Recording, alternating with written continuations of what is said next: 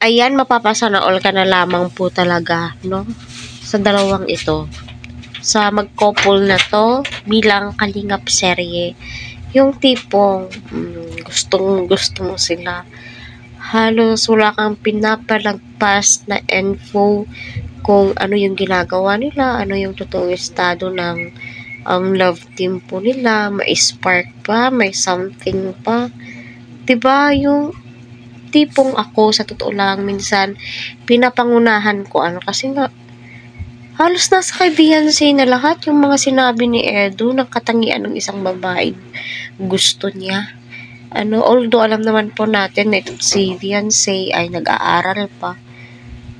Wala naman pong masama kasi di naman po mahahadlangan yung pag-aaral ni Beyonce, Pero by the way, kita naman po natin, yung closeness po nila. Iba po talaga yung binuo ni Kalinga Prab, yung tipong napakamahiyain ng kanyang kay Angels.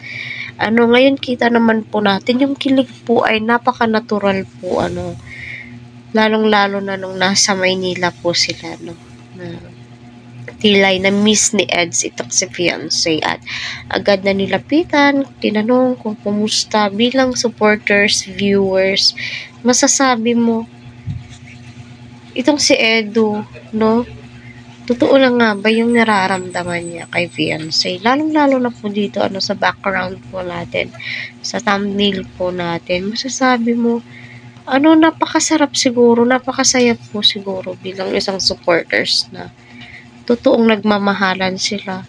Totoong may nabubuong pagtitinginan sa dalawa. Kasi nga, hindi mo naman po masasabing, 16 pa lamang yan si Beyonce, ganito bata pa. Pero kita naman po natin, napaka-matured po niya. The way na mag-isip. Pag itatabi mo sila kila Kalinga Prab, Edu, tila ba'y magkakaedad lamang po sila. Siguro, kasi panganay si Beyonce, so, wala naman pong masama. At ayun, kaya patuloy po natin silang suportahan kasi napaka-importante po yan.